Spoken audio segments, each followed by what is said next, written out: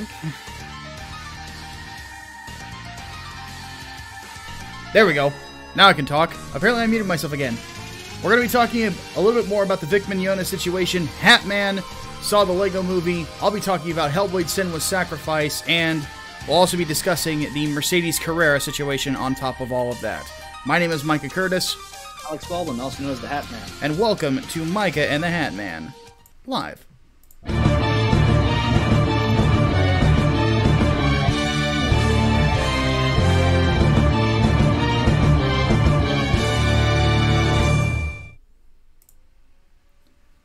Alright, let's go ahead and get right into it. Hatman, take us away. Lego Movie 2, go. Lego Movie 2. If you like the first one, you'll like this one. It was funny. I laughed a lot. It was hilarious and ridiculously meta. It was self-aware, and I think adults will enjoy it more than children ever will, just because of all of the fucking self-aware jokes. It's good. It's really good. Pay for it. Go see it. It's a fun time. No alcohol required, as a certain Jeremy likes to say, and yeah. There were some people I remember talking about it possibly being woke. It's really not woke at all. There's a thing about,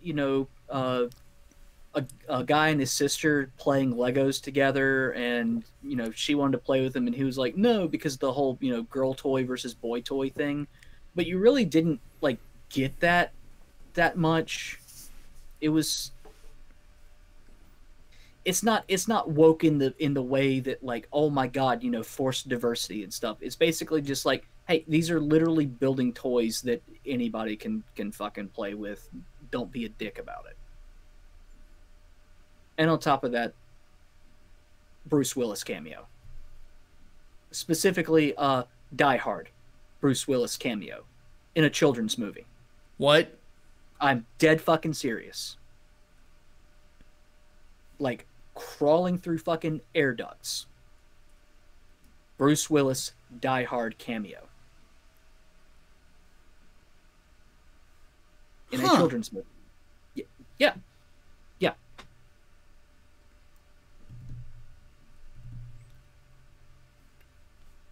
Anything else? Not really, no. Short, sweet, to the point. It's fun. It's funny. I enjoyed it.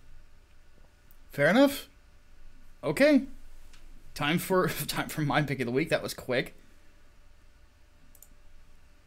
Whoa, I apparently forgot to switch my pick of the week. Hatman, do me a favor. Talk about the movie a little bit more. Okay. And field a few questions from the chat about it. Okay. Yeah, like I said, if you like the first one, you'll like this one too, because it's the humor, like I said, is self-aware, so it's a lot like the first one in that regard, except the new guy, which is just an extreme amalgamation of everyone that Chris Pratt has played ever, is literally just references all of his fucking roles. Including Star-Lord? Including straight up, yes. He's got a spaceship and everything. Yeah. Yeah, it's funny. But the show was so good it's worth talking about 2 weeks ago. No, but no, it also does reference Lego Batman movie, actually. It does.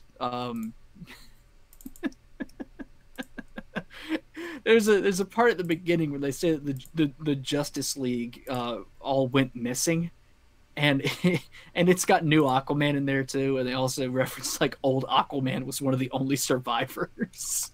but anyway, they say Batman was the only one who didn't go missing because he was busy on a fucking spin-off film. So yes, it's very. How is it not just a commercial? It is a commercial, but it's a self-aware sort of thing. It's not a commercial in the sense that's yeah, our toys are fucking awesome. It's this is literally the experience of playing with the toys. The whole movie itself is basically told from the imagination of a child who is actually playing with fucking Legos. The first movie's like that. Yes, the second movie is like that too. Even his Jurassic World role, yes, his spaceship literally has fucking raptors in it. There we go. All right, now I'm ready. Okay. Yeah. Sorry about that. Okay, so for my pick of the week, this was actually one where somebody bought this game for me. Oh. Yes. And I will admit, this is late. I will also admit that this is not a full-on review, because I have not finished the game yet. And I have a policy where I don't review something until I completely finish it. So consider this sort of my thoughts at the halfway point. Hellblade: Senua's Sacrifice is a game by Ninja Theory, who did what all have they done? They did DMC, which was the reboot or reimagining of Devil May Cry, which I actually liked quite a bit. And they also did a couple other games from that were PS2 or PlayStation exclusives, which the Heavenly Sword being one of them. Which I remember the combat of that being really, really good, but it was just kind of repetitive. And then there was one that they did that was based on Journey to the West. I think it was like Enslaved Odyssey to the West. That's it. Which I have not finished that one either, but what I played of it is good. No, they did not do Other M. That's Team Ninja. Team Ninja. Team Ninja did Ninja Gaiden. Yeah. And Nioh, the game I played yesterday. So, different team. Ninja Theory is a Western team. Team Ninja is an Eastern team that works for Bandai Namco. So, this game was completely independent. Done, basically it's a AA game. Done completely by Ninja Theory themselves. About a Celtic woman whose boyfriend, fiance, husband, it doesn't really specify to my recollection, lover, we'll just say that, is killed by Vikings. Decapitated by them. And she is traveling to the Viking afterlife to free his soul. The kicker with this is that she's schizophrenic. Constantly hears voices. And a couple things about this for anybody who's considering playing it. It is, for better or worse, a completely different take on Norse mythology than we are used to. We are used to grandeur. We are used to, we're used to epicness. Because you've got the Thor films, you've got the most recent God of War. This is Norse mythology taken from a more historical perspective, in the fact that the Vikings were fucked up and crazy. And a lot of them were on drugs. And it is not a walking simulator, by the way. There's combat in this. And good combat, too. I really like the combat system in this. It's pretty well done.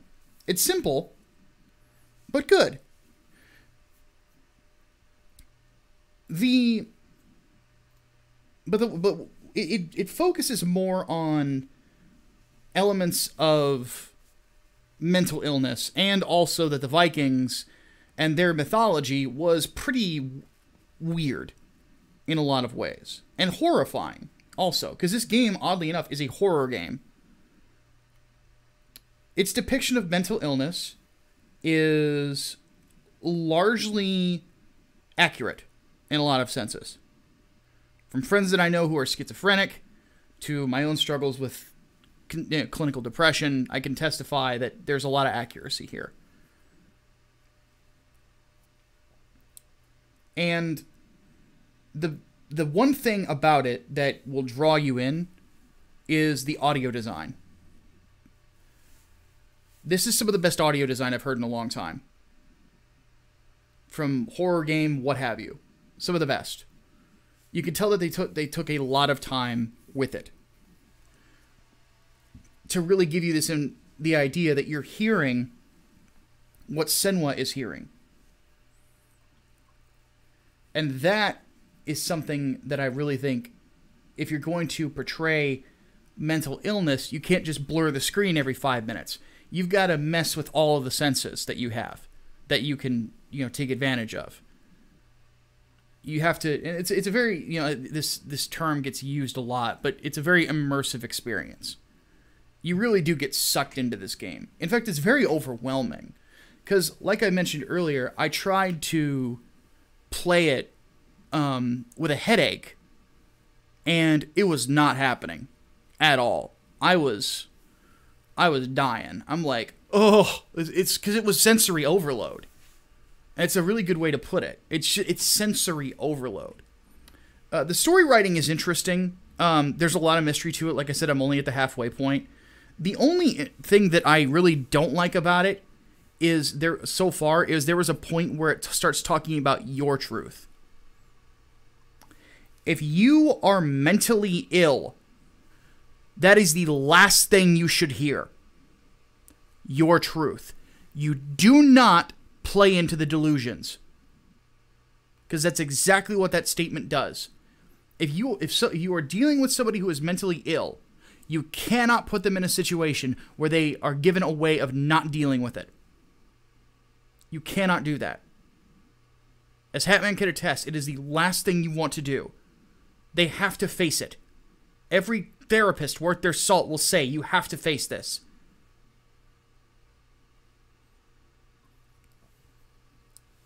So I am praying to God that as I finish it, because here's the thing, and this is for Holy Ninja Toe, who gave me the money for that, is I plan on doing a full-on video breaking down this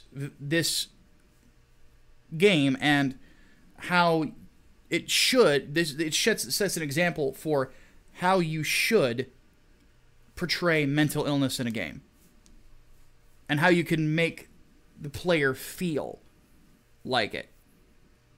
So, what I will say is this. So far, at the halfway point, definitely worth the cost of entry. It's been a very interesting experience. It's been a fun experience. It's very engaging on a lot of different levels, but not in the same way that it's in a lot of other games. I like that it's trying to be something completely different. It's very avant-garde. Because there's a lot of walking, there's puzzles that you have to solve and stuff like that. But there is combat. And all of it's functional. And the combat's fun as fuck. And I really like how, the voices can lend or even detract from you in a fight. They can be distracting or they can be really useful. So, yeah, I'm really enjoying it so far. It's not perfect, but it's definitely willing to do some things that I wish more video games were willing to do. In regards to horror, in regards to Viking mythology, and treating the Vikings like what they were, dicks. Which, by the way, is why you should get For Honor and join the Knights. It's free on the PlayStation Network right now. Hatman, that means you too. For Honor? Yes. Fairly certain I got For Honor for the Xbox. Did you join the Knights? I have not played it yet. You need to turn it on, play it, and join the Knights, damn it. We need to win the war. Deus Vult. Deus Vult. We have heathens, and we have weebs at the border. And this cannot be abided. And some of you might be wondering, well, what do I do if I have weeb friends? You convert them! We'll even let them keep the stupid-looking armor. You destroy them. Well, no, you convert them, you add to the numbers, and then you take over the rest of the planet. And if they refuse? Well, then you kill them. But we give them the option first.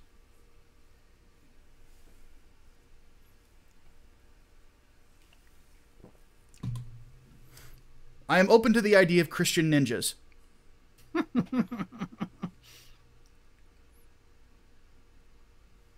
So. All right. Ninjas. Oh, Lord. Let's go ahead and move on to our topics of the day. The big one. Yes. Vic Mignogna. Vic Mignogna.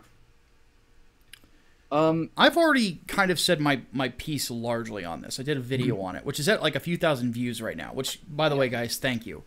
That's with my last couple of videos on Resident Evil tanking and the one that I did on my looking into Kwanzaa and his background with that firm. I really appreciate you guys really tuning in for it. It really brought my spirits up, for sure, because I was that kind of hurt. You know, I'm like, shit, you know, maybe my channel, I fear my channel dying. I'm not gonna lie. So that really was big for me. Thank you. All right, Hatman, go ahead. So we actually got alerted to this through an email from Diva. Diva asked what our thoughts were on the fact that SJWs and feminists decided to Me Too anime voice actor and Christian Vic Mignogna, voice of Broly in DBZ, Edward Elric from Fullmetal Alchemist, etc. Personal note, Vic was one of the greatest inspirations to me in terms of not only faith, but also inspired me to keep on living during a dark hour. I think that testimony kind of speaks to his favor here. Yeah. And initially we were just going to answer it for overflow, but I looked into it a little bit more and I said, hey, I think this actually deserves a slot on the podcast proper. Mm-hmm. So, because we talked about this after we did overflow, yeah, and you know, we even reached out to Vic to come onto the show and talk with us for a bit. Yeah, we didn't hear back from him. I certainly hope he checked his email at the very least. Yes, because I will admit I am a fan of his work. See, for me, I have no dog in the race. I knew of him. I had heard some rumors of him being kind of a diva at cons and stuff. Aside from that, I knew basically nothing. I'm not a fan of Fullmetal Alchemist. I don't give a shit about it. Broly is okay for me, but I'm not like a huge Broly fan. All of his other voice roles, I know who he is, just for the fact that I know that he is very active in the con circuit. Mm-hmm. That's about it. He loves fans. Yeah, I have no strong opinions of him either way. So this is coming from someone who is pretty much unbiased about this thing. And to be perfectly honest, I think this is a smear campaign. The timing is very suspect.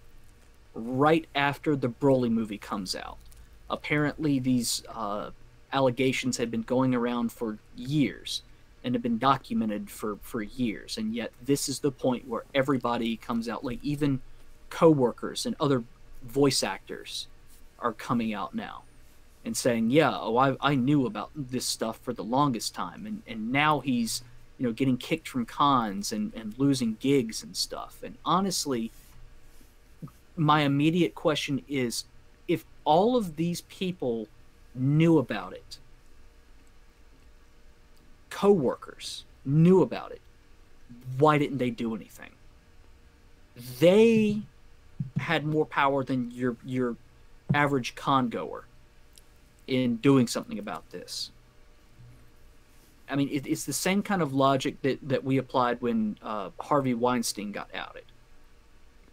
If you kept your mouth shut, you were complicit.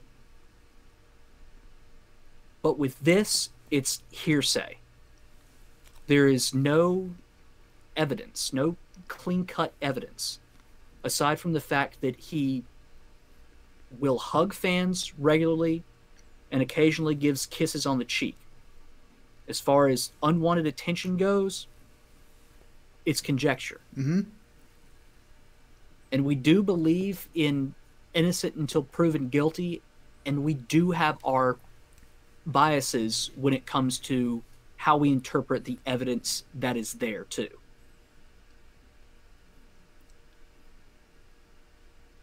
And my interpretation of the evidence is that this is bunk. Especially the fact that the allegations came hand in hand with he's also an anti-Semite and a homophobe. Yeah.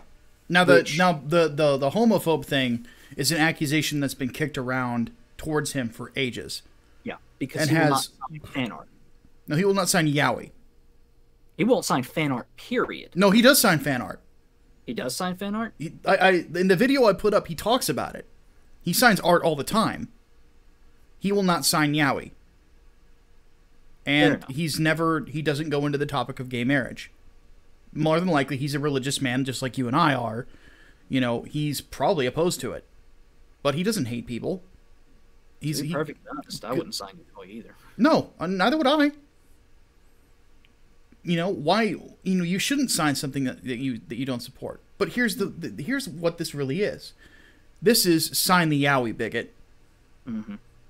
Call it what it is. It's sign the yaoi. It's bake the cake. He didn't bake the cake. He must be destroyed. Well, that has been a big part of anime fandom around Vic for a long fucking time. Is he won't sign yaoi? He's a bigot. Let's also talk about dog whistles for a second. Packaging he is a homophobe, anti-Semite, would-be rapist in one is a dog whistle for a certain part of fandom, certain politically motivated part of fandom, to get them on board with this, to, you know, hashtag believe victims. Mm-hmm. Do not question attention to the people behind the curtain. Listen and believe. Yeah. So, and when I first heard of these allegations, I didn't know what to think. I really didn't. I, again, have no real knowledge of who Vic Mignogna was. And looking at everything I've seen so far, it seems like another tarring and feathering based on accusations alone. And I understand that Vic is actually potentially taking legal action. Yes, which he should. I absolutely agree, because this is very much a loss of income. Yep. He's been, again, various cons have canceled his invitations. Yeah. But some he apparently willingly pulled out of. Yes, some he did. Yes, some he did. Yeah. Rooster Teeth has cut ties with him. Yes. Funimation has replaced him on at least one show. Mm-hmm. We don't know if he's been cut for all future things yet, unless there's new information that I don't know about. Yeah.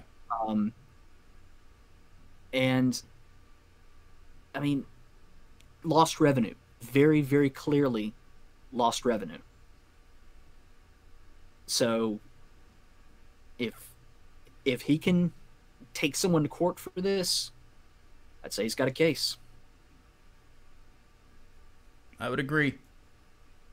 He should. He should sue every fucking one. Again, we are not defenseless. No.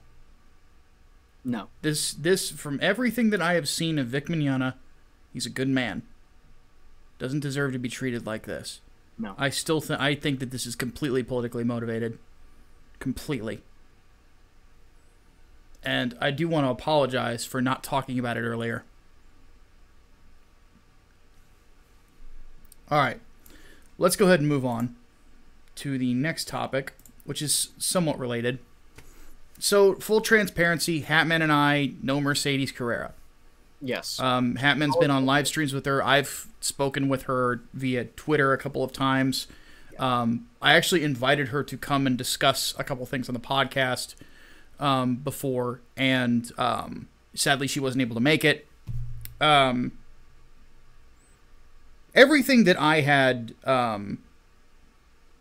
noticed in my interactions with her is that she was like several women that I have met who have been involved in adult entertainment, is that they are not what you would expect from that type of a person, for certain. And I say this as somebody who has, you know, friends who are strippers. I worked as a bouncer at a strip club once, and will never do it again because it was one of those disgusting things I've ever done in my life. And Mercedes was arrested with her current husband for allegedly molesting her daughter. Well, now who did what in the situation is not known. She has come out and denied the whole thing. And this is where it gets weird. Yeah. Because let me say this. Speaking as somebody who has known people who were in adult entertainment in one way or another, a lot of drugs go around in these circles. Very, yes. Yeah. Because strip clubs, pornos, yeah. Very, very yes. Drugs are commonplace. You will see them. You know, one thing that I saw a lot was prescription drugs. You know, half the strippers that I knew were on some form of pill. Mm-hmm. You know, I had one of my closest, you know, one of my friends who was my drinking partner after she left stripping, you know, she actually said that part of the reason she's happy she got out of it is because she kicked her pill addiction. Mm-hmm.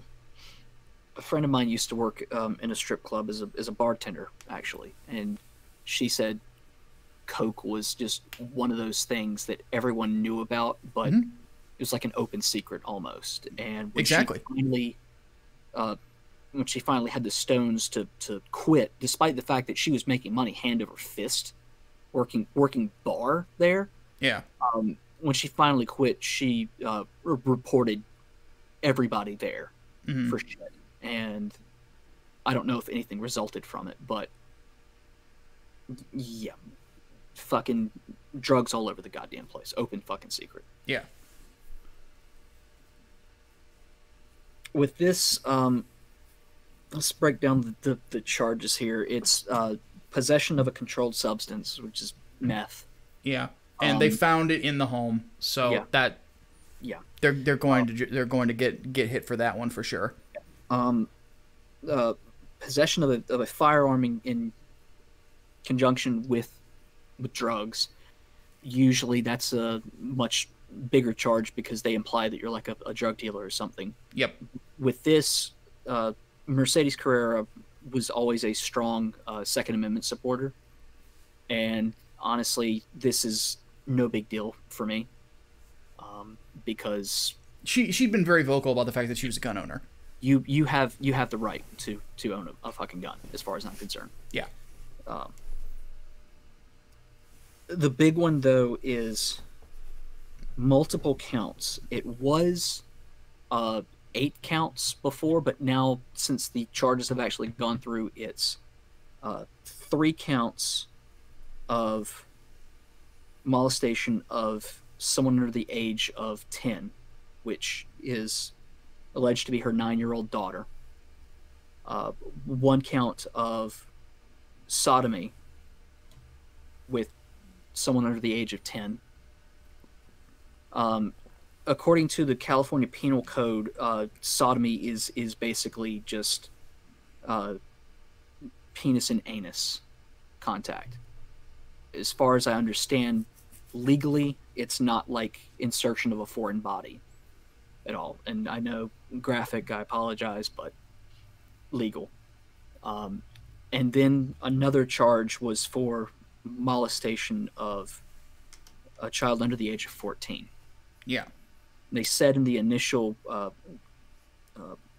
press release that they were thinking that there may have been other victims, and this is very likely one of them. Yeah, let's because we only have so much time to discuss this. Let's get into kind of the nitty-gritty here. There usually, when cases like this happen, a lot of times from what I have spoken to with friends of mine who are police officers, it is the guy who largely is the cause of it, and largely is the guy who initiates this. I've also seen it beforehand too. I've seen, you know, like I said, I had friends who worked at a strip club. Oftentimes they would fall in with the wrong guy. he'd get him hooked on something, and then he's got his own private, fuck machine, and he can do whatever the hell he wants. Mm-hmm. And because they're hooked on both the drugs and the high of the constant sex, they don't go anywhere, they're not thinking anymore, so on and so forth. It is entirely possible that Mercedes wasn't aware of any molestation. It's also entirely possible that she did know the entire time. Mm-hmm. So... And it's also possible, I will say this, possible that her daughter was coached by her ex-husband, who is now trying to get full custody. Yeah, could be, but I would say of all the possibilities, that is the least likely. I would say as well, if only because in the, again, police's press release, they said that they were able to corroborate certain statements that the victim made. Yes. After an investigation of the home, and they were able to find evidence for it. Yeah. This is the sort of thing where Hatman and I wanted to bring this up because this is the sort of thing where you have to look at it honestly. Mm-hmm. And this is the sort of thing that when it happens is why we shouldn't make blind accusations of people. Mm-hmm. Because horrible things do happen.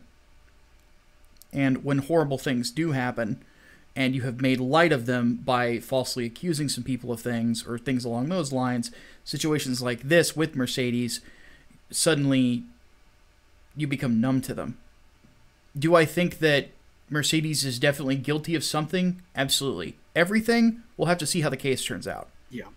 We'll see how that goes. Yeah. But needless to say, I'm appalled by it. Yeah. Obviously I had no knowledge that she did this sort of thing, neither did Hatman. No. We had just assumed that she was just, a surprisingly sensible person in one of the dirtiest, industries in the world. She has an engineering degree, for God's sake. Yeah, she's a very smart woman. But apparently not smart enough to stay away from scumbags. She was always really down to earth, too. Yeah. As far as my interactions with her. And like Micah said, I was on a live stream with her during the early days of Gamergate. Yeah. So... Yeah. I talked about biases with Vic Mignogna. And in this case, yes, I am biased because I do know the person at the center of it to a degree, however you want to call it, like acquaintance, whatever. There's still a connection between us. When it comes to meth, though, which is what she's alleged to have been possessing and using, that's something that I don't fuck with. That's something that kind of hits close to home for me. I had a cousin who died of an overdose. He was found with a needle in his arm, for God's sake. And I know firsthand how that can make good people do terrible, fucked up things. And I am inclined to believe these allegations. To be perfectly honest with all of you, based on the evidence, I am inclined to believe that this is true. I don't want it to be. I really, really don't want it to be. But my gut is telling me yes on this one. Yep. This sort of thing is why it was very encouraging to me to see that one of our members of our audience, who I won't name, is starting to get away from pornography. It's not just because of what it does to you. It's also what this industry does to people. So I'm going to try to make a new conviction of my own to cut it out of my own life.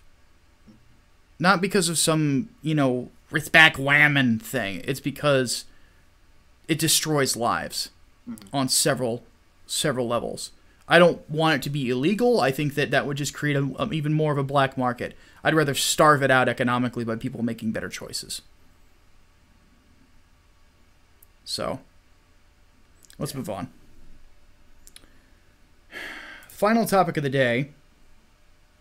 Learn to code. Learn to code. Now we get to make fun of people. Yeah. Is it a harassment campaign? Fuck no.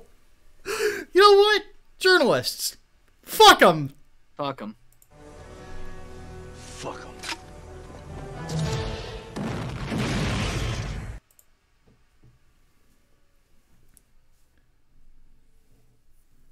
So,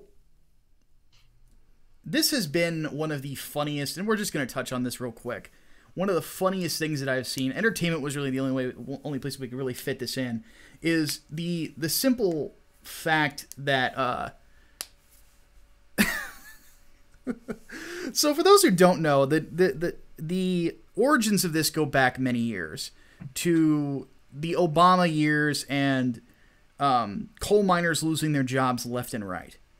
And one thing that smarmy bloggers continued to put out there was learn to code. You know, they should learn to code. Look at us. We work for USA Today. Ha! Now you're losing your jobs. And fuck you. You deserve it. Because clickbait is dead.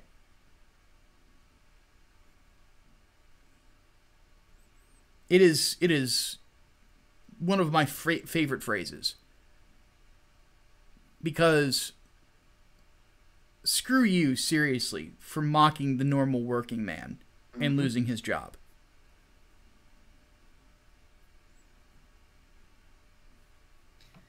I love how getting it turned around on them, they have pretty much nothing but to resort to, help, I'm being harassed. Yes.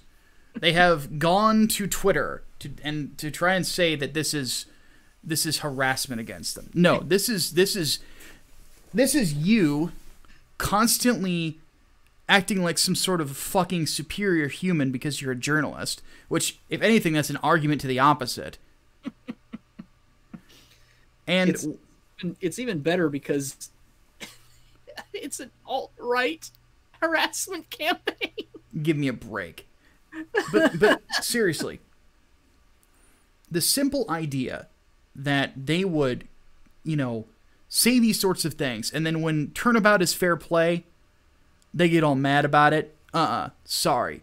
That we have a big plate of crow for you to eat. And y'all gonna fucking eat it. We got you a plate of crow, and we got you some humble pie right here, son. And you're all gonna eat it. Every single bite. We will not leave the table until you have cleaned your plate. Exactly. And that humble pie is your only dessert. But that's the thing. I think that this should serve as a lesson to anybody. Is that it ain't fun to lose your job. No. It ain't fun to see your industry crumble. No. But the thing is that, and what the difference between this and coal, is that the people in coal country are losing their jobs because Obama was a shithead. Mm-hmm. These folks, these journalists who are losing their jobs because they suck at it.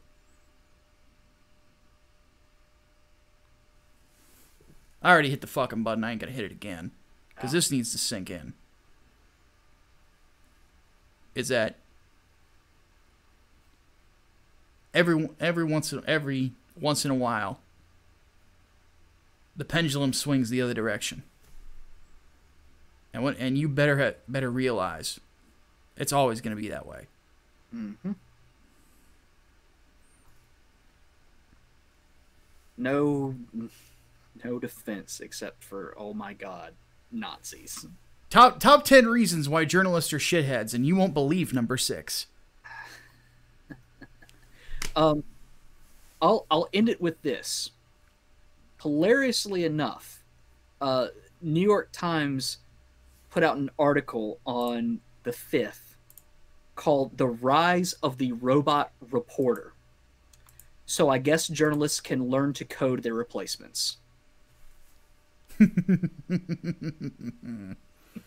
All right, let's go ahead and move on to the Q&A.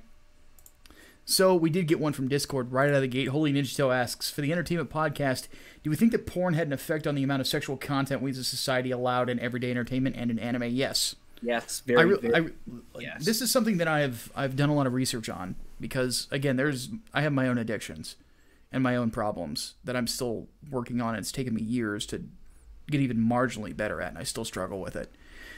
Is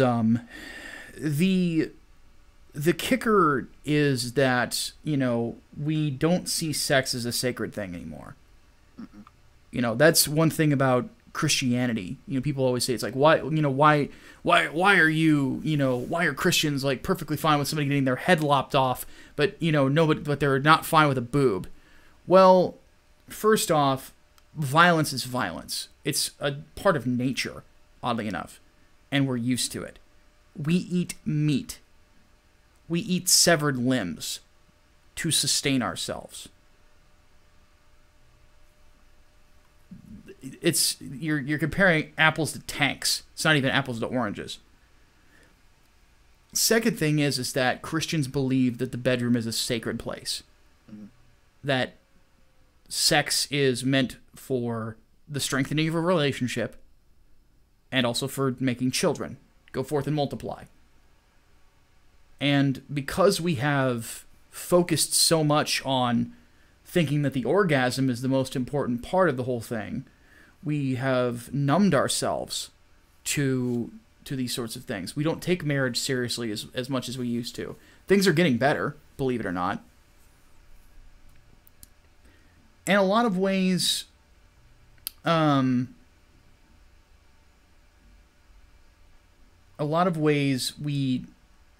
done it to ourselves. And we have approached, you know, trying to rid ourselves of these problems in the wrong way. I think the religious right had a lot to do with that. Because at the end of the day, it's not, you know, it's not banning something is not going to make things better. Banning is not going to make men gain discipline. It is a personal decision that they have to make every single day to become more than what they were before. It's the only way it's ever going to starve out.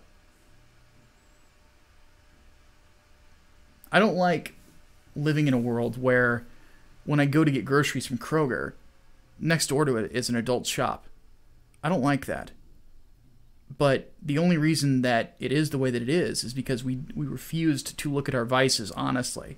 You can't throw them under the rug. You can't throw them in the closet. They will come out. And they will haunt you like a ghost.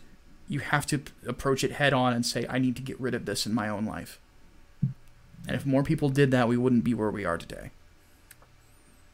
You think that's bad, though. I went to a church in Canada. Well, that's your first problem. Well, a church in Canada in Quebec. Second problem. Yeah. Literally, there was a sex shop right next door. Yeah. We have to make the decisions. You know, don't get government involved. You need to become a better man, or woman in this case. If your eye causes you to sin, tear it out. Not literally. Because Lord knows I would be blind. And I would have no hands. I need these. These are useful. So. Make food. Indeed. Delicious food, as Hatman can attest. I can attest. All right. What do we got from the Twitter?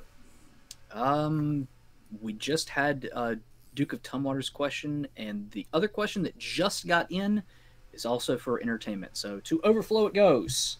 Okay. I believe actually we did have one from the emails. Let me double check. Yeah, actually, from our weeb friend Chris. Are either of us familiar with the Orville yet? Granted how mass Star Wars and Trek been as of late, it's a breath of fresh air. Also, he does prefer Yub Nub. Oh, nobody's perfect. But, to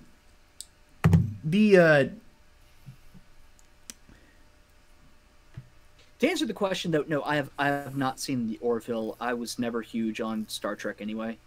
I've heard good things about it. I personally do like some Star Trek. So I would be interested in giving it a shot at some point. I'm more of a Deep Space Nine guy, though. So. Yeah, it's odd that it's coming from Seth MacFarlane. Yeah, I know. That's like that guy hasn't been funny in a decade. Yeah, I know, right? But I was in college the last time Seth MacFarlane was funny. That's crazy. and again, considering what Star Trek ended up becoming, Jesus Christ. Yeah. God, Deep Space Nine was great though. Benjamin Sisko really is the best captain. For example, and I love Picard too, don't get me wrong, but Picard always played around with Q. Benjamin Sisko punched him in the fucking head. He was also the principal of the school in American History X. Yes. He is a great actor. Can't remember his name for the life of me at the moment. But yeah, DS9. DS9 was phenomenal. Is the guy's name. All right. What else we got here? I think that's it from those avenues. Yep. So, chat, what do you got for us? Let's see here. Gojira asks, isn't part of the problem, though, we removed social pressure from our culture?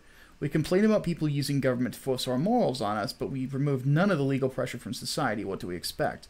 Well, I think that at the end of the day, I wouldn't say social pressure necessarily is a good thing. I think I would look at it as accountability. Is that we should be expected to keep, I don't expect anybody to keep the world accountable. I can't expect anyone of that. But on the flip side, I do think that you should keep your friends and family accountable. Because that's your family. That's your friends. You choose to love them. And if you love them, that doesn't mean that you just have some strong feelings toward them. It means that you want them to become better than they were the day before. Well, that's something that my church, or old church rather, always taught, was always have an accountability partner. Yeah, I have one. It doesn't have to be like his family, but it needs to be someone that can hold you accountable, that you can put your trust in, and that you can do the same for them. Yeah. And before everybody asks, I can't be your accountability partner, I've already got one. Yeah, no. I cannot be your accountability partner either, because face-to-face is how I've done it. Same here. And that's the way it should be. Yeah. Because my best friend is my accountability partner. He called me yesterday to talk about something that I had kept him accountable for years ago that still sits with him, because he's a leader spiritually to a lot of people. And oftentimes, one thing that he's told me is I check his piety constantly, because I have been a pious man and have been struck down, by God, in my opinion, to a more humble spot, to the point where I, in devotion, etched a cross onto my arm. That's part of, my covenant, my personal covenant with God. And I will etch another cross onto my other arm. And I will etch more onto my body, because this is the temple of the Holy Spirit. And I'm adding some nice curtains, we'll just put it that way. But it's a devotion thing. And we should hold one another accountable, especially, those of us who are Christians.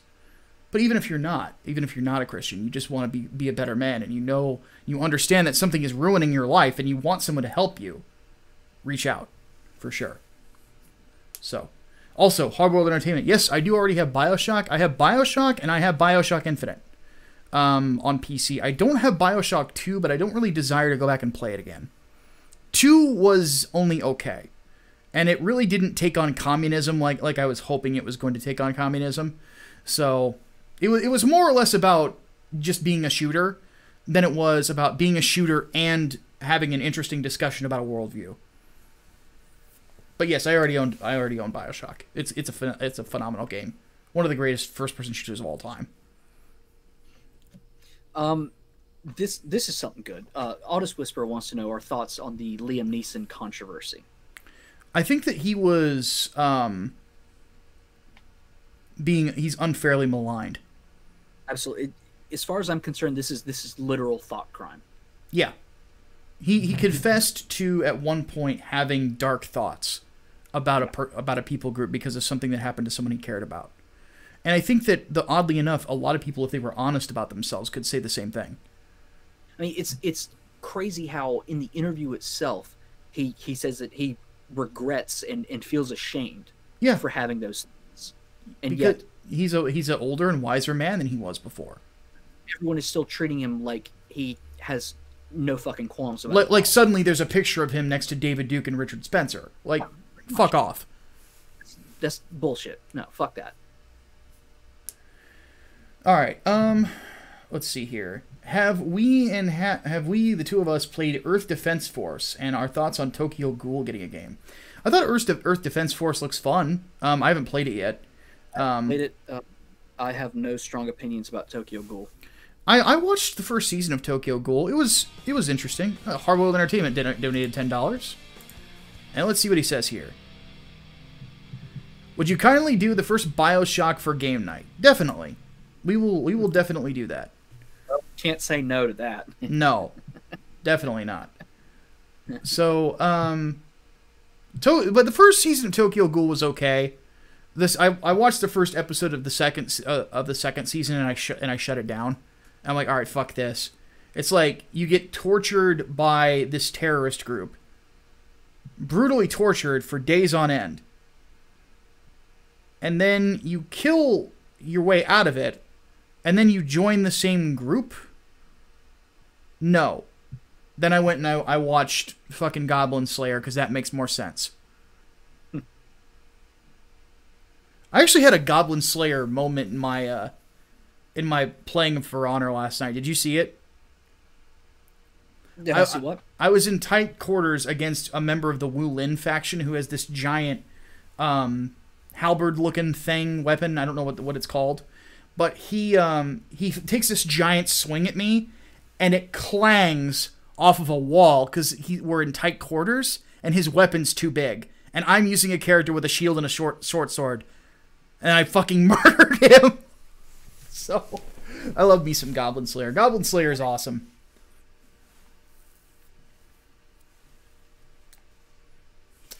If you want to know, the manga is different from the anime. Kaneki didn't join that group. Oh, it's a Guandao. That's what it's called. But yeah, that would make more, like, yeah, the fact that he didn't join it made a lot more sense. But yeah, that was just a funny moment. And also, I almost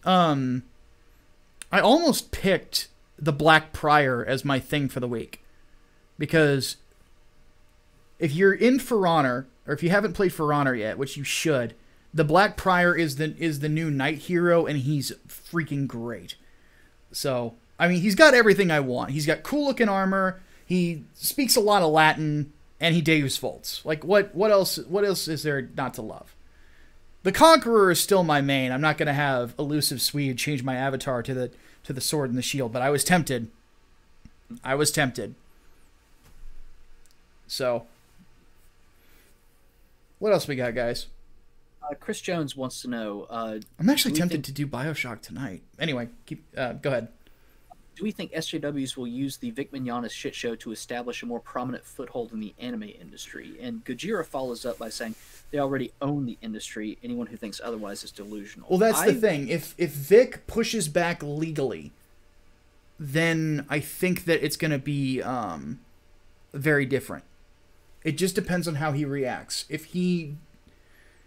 I'm praying that Vic does not show his belly. If he does, it will set a very bad precedent for the future. I will disagree that they own the industry, because it was only very, very recently that all this shit started happening. Like, even like fucking anime feminist and stuff hasn't even taken off. But you had the whole gang dropping thing that was in there. You had the fucking dragon maids talk about, Nick, don't even bring those up. Oppressive patriarchal standards. No talk about the maids that are lizard things. No, stop. Next topic. We're not even going down that fucking road. No. Because somebody with extra money is getting an idea right now in the chat, and I am not having it. Next question. You know what? They're getting ideas now because you said something about it. Yeah, well, no. Anyway, thoughts on Christian fundamentalists. I personally think they ruin Christianity for non-believers and are a bunch of idiots who only cherry-pick the Bible for their own bias. Exactly. Well, and that's generally a problem that I've had through most of my time as a Christian is, you get these fundies who don't really understand the Bible. They see specific phrases, they take them out of context, and they don't really understand the lessons that are learned from the Bible itself. And it ultimately makes Christians look terrible. It really does. There's a reason that there is a that pastors who go to college have a lot of learning that they do. You guys probably remember the video I did like 6-7 months ago where I pointed out all of my nonfiction books that I have read and that are my recommendations. Like, guys, that was like a semester of college for me. A semester of stuff I had to read. Like, the it's not an easily or an easy thing to get into. It's a lot to understand. You have 50 plus books in the Bible itself. You have several different denominations, all of which who believe different things. God, there's so much to it. Then you have to learn philosophy. You have to have a basic understanding of logic.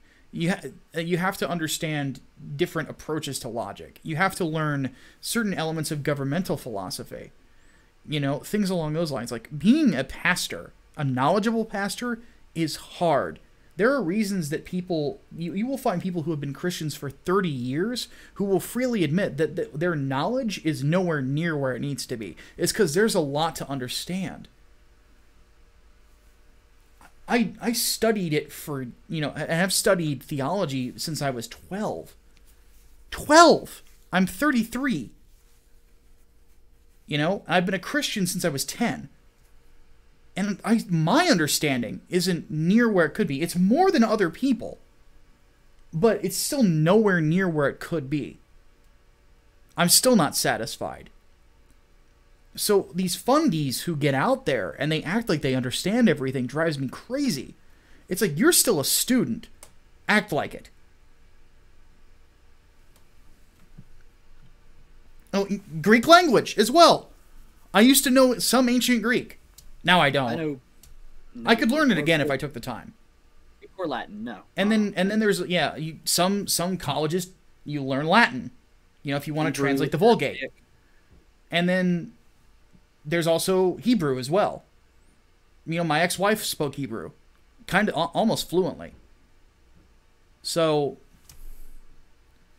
there's a lot of learning there. So yeah.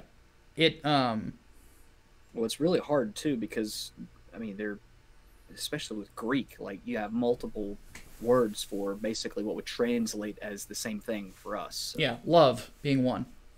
Absolutely, yeah. There's actually a passage in the book of John, I believe, where Christ comes back after the crucifixion and has a sit down with, I think it was Peter. Yeah. And he asks him, "Do you love me?" 3 times. And in English, it doesn't have the same effect that it does in Greek. Like, that's just one example. Like, Greek, as much as I hate to admit, and if one of my professors, if my mentor was watching this right now, he's laughing his butt off at me, is me finally admitting that Greek is a necessity. So, yeah. All right. Let's go ahead and bring this to a close. And the only positive thing about your ex-wife, huh? Well, that and her butt. But anyway, the show. Yeah, let's not go back down that road again. Did that last week. The go ahead and put in your questions for the overflow. Don't forget to tag Brainbox Boy in them, so that he can get those gathered up for us. We will be doing it again this week instead of next week, I promise you. I'm not frozen, which is good. Though I'm supposed to get a bunch of snow this week. It's apparently going to be warm enough to where it doesn't stick. So hopefully I'll get my car fixed too. And Yeah, also, before we take off, we had a donation from Hardboiled Entertainment. So, yeah, Bioshock for game night. I don't know if I'm going to do it tonight. I'll do it at some point in the near future for sure. I can't wait until I get the chance to have my normal schedule of Monday through Friday, because I want to do Friday night game night, Saturday night podcasting, Sunday night game night. I think that would be a really good mix together. So there you go. All right. So, Hatman, any final words? I might do a stream or two on my channel this coming week. I might even do it here. Who knows? But my channel is the Hatman channel. If you saw me commenting in there, you'll know where to look. But I am now, unfortunately, out of a job. My contract ended, and they chose not to renew it. So I have some free time while I wait for word back from certain government entities. Yes. And Hatman is sowing the seeds for our eventual takeover. In the meantime, streams, possibility. Just keep an eye out. Indeed. All right, folks. We love you all. Just so you know. Thank you all for giving us your time and attention too. Yes. And for not actually killing us, especially me when I say controversial things. Yes. But no, we've I think that we have a very respectful audience, and that's something I greatly appreciate. We appreciate all of you. Yep. And then one last thing before we go, I do have a brand new article over at Bleeding Fool talking about Kwanzaa Okafor, real name Kwanzaa Johnson. Okafor is actually his middle name. And discussing the whole Weber Shandwick thing, and also just kind of the sad state of the comic book industry. And then there will be another article coming up this week later on where I will be talking about both of my upcoming comics, Inglewood and Project Lazarus. So, please stay on the lookout for that. But until then, my name is Micah Curtis. Alvin, also known as the Hatman. We'll see you guys next week. Deus Volt. Deus Volt.